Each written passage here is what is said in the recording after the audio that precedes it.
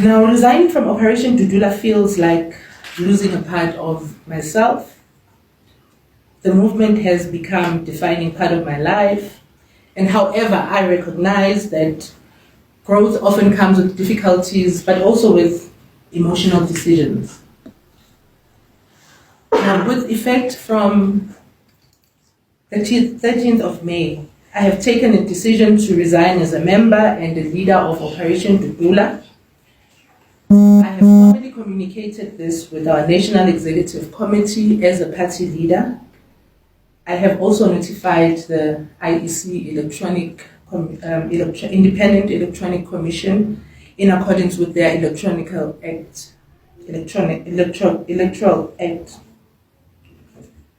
So this decision, ladies and gentlemen, I don't want you to misunderstand me.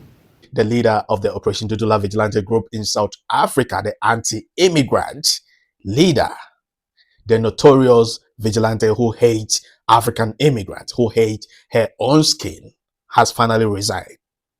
People are talking, people are asking why it is so much surprise for this notorious Operation Dudula leader who hates African immigrants. This notorious xenophobic lady has finally resigned.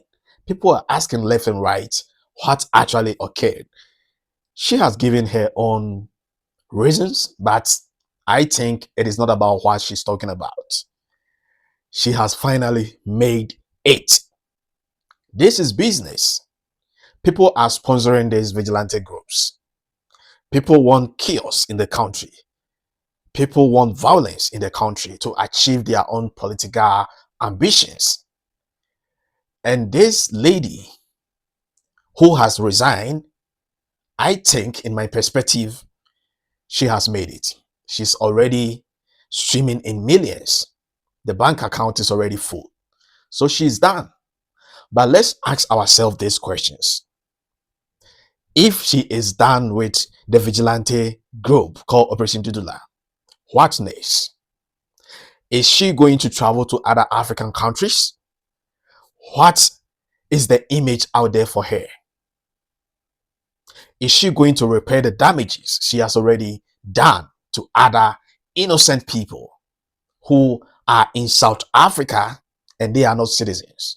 And their offense to her is for them not being South Africans. The bullying, the intimidation she gave to innocent people, innocent Africans. Is she going to repair that damages? That is the question that I'm asking myself. I don't know what you think. That is why the comment section is available. So SCBD, we're looking at plus minus 50 to 60 of illegal migrants. Guys,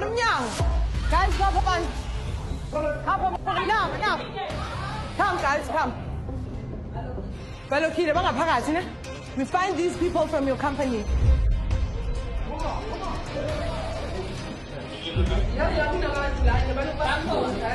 Phone your sister to open up for us. Let me remind you that the Operation Dudula Vigilante Group is already a registered political party.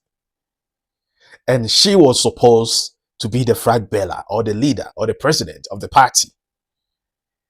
And now that she has resigned, who is going to represent the party?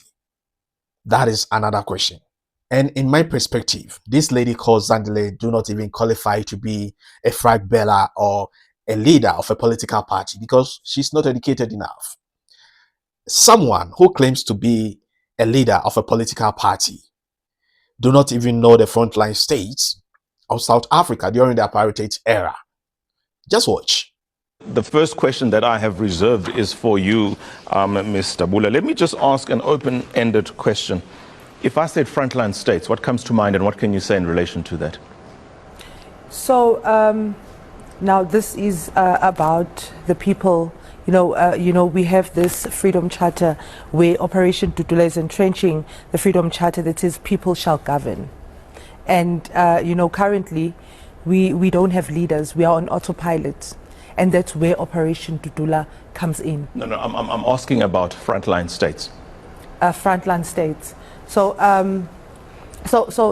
this is about are you now taking this together with the If I say to you immigration- frontline states, from a historical perspective, what comes to mind as we have this conversation?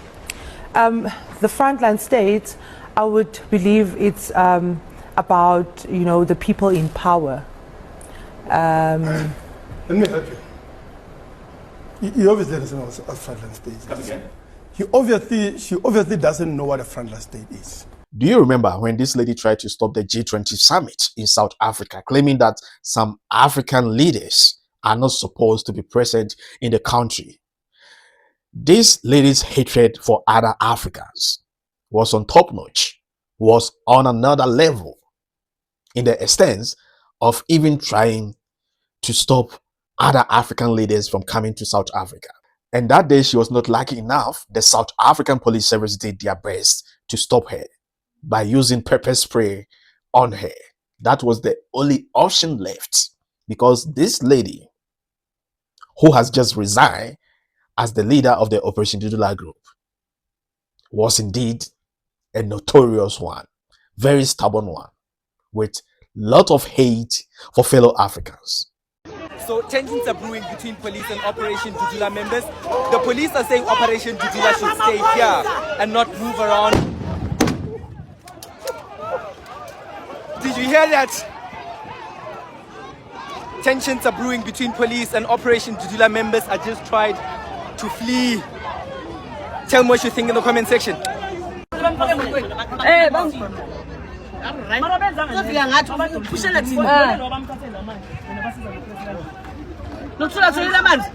Let me remind you one controversial occurrence that took place during a football match between South Africa and Zimbabwe.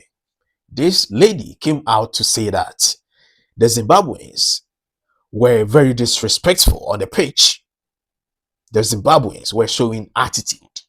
Even in football match, this lady wanted to show the hatred she have for any other African country. Even in football match. So, you know, I thought I should just update you on this. Izolo was the 10th of October. As you know, that South African Human Rights Commission summoned us to court, and we went to court.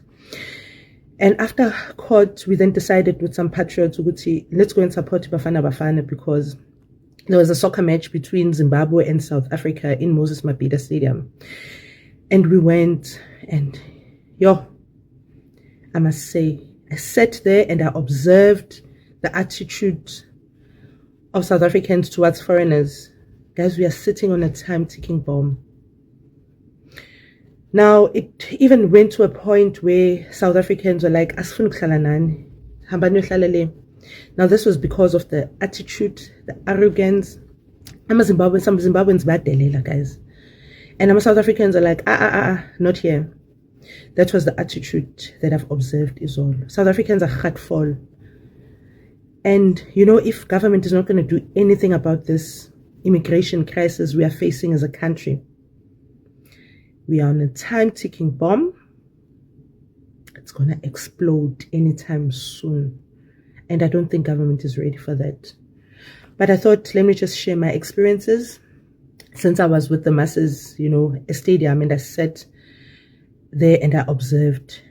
But definitely someone was behind this Operation Dudula Vigilante group. And maybe that person is no longer supporting the group. Maybe. Or maybe this lady is actually tired. Or maybe this lady has actually repented from her bad deeds. Let's take it that way. But indeed, it is a good news that change is coming gradually. One person who hates Africans so much, though she's an African herself, one person who believes that other Africans, being a Zimbabwe, Ghanaian, Ethiopian, Kenyan, or a Nigerian, don't have any relation with a South African, a black South African. One person who thinks that South Africa belongs to the citizens and no other person from any African country must step a foot in South Africa, has changed her mind. Let's put it that way, that this is a repentance. Maybe because we cannot trust this caliber of a person fully. We can only assess and take a stand, but we cannot fully trust this person that she has fully changed. But anyway, it is a good news that a change is actually coming. We thank God. We thank God for that, because black on black hate is something that is so much disgusting. African unity is a must. It must happen. And let me correct these mistakes that some South Africans always make. When we talk of African unity, some South Africans think that all Africans are coming to South Africa and unite there. Nobody wants to unite in South Africa. When we talk of African unity, we are talking about free trade and free movement. Either you are a South African, either you are a Kenyan, either you are Ethiopian, either you are a Ghanaian, you can move freely in Africa and extend our partnerships to enhance our economy, the African economy, the African development, to grant it a success. Dr. Kwame Nkrumah said, and I quote, when Ghana got independence, this is what he said: our independence is meaningless until the total liberation of the entire African continent. That means Africa must unite for the success and the development of the continent. In unity we stand, divided we fall. The white man knows this. The Western people knows this. The imperialist knows this. The colonizer knows this. That is why they set the boundaries, the borders, to divide the African continent. Divide and conquer strategy has been their weapon always.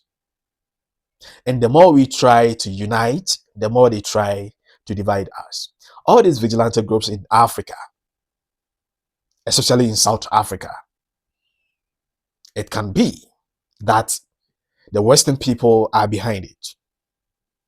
Probably, it can be the Boko Haram in Nigeria, or the groups that are trying to create chaos and violence in Africa. They can be behind it. I am not saying they are behind it, but I am saying they can be behind it. They may be behind it. So let us reason as Africans.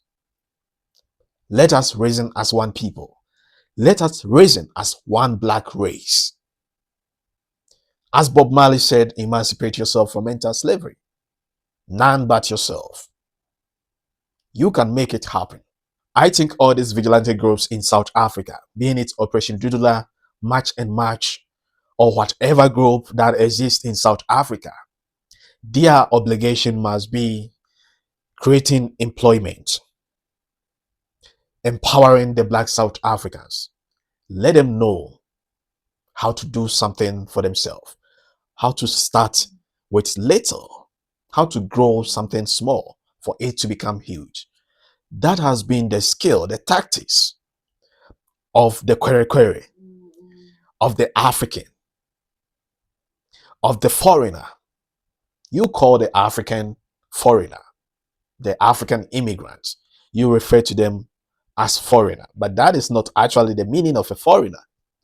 But for you to understand what I mean, I am saying the foreigner, the Kwere, as you call them. Learn from them instead of condemning them, instead of killing them, instead of chasing them, instead of calling them names. Learn from them. Adapt their system, adapt their skill, adapt their knowledge. Stop spending more time drinking beer 24/7 and equip yourself with something that will generate income for you. If you try to do this, I promise you, you will not envy anyone. You will not be jealous of any African immigrant. You will not go after anybody. You will try as much as you can to live your life in peace without minding anybody's business. Because whatever that is going on, even if someone is sponsoring all these vigilante groups, it is because of poverty. It is one thing. No rich man, no businessman, no busy person will hit the streets of South Africa and embarrass himself or herself by chasing fellow African, by killing fellow African, by looting shops. No successful person will do such a thing. So it is about poverty. Poverty is the enemy. So instead of doing all these things to chase your fellow Africans, to kill them whatsoever, use that energy to empower your people, to teach them how to survive. I think that will be the solution. A word to the wise, as I always say, it is enough.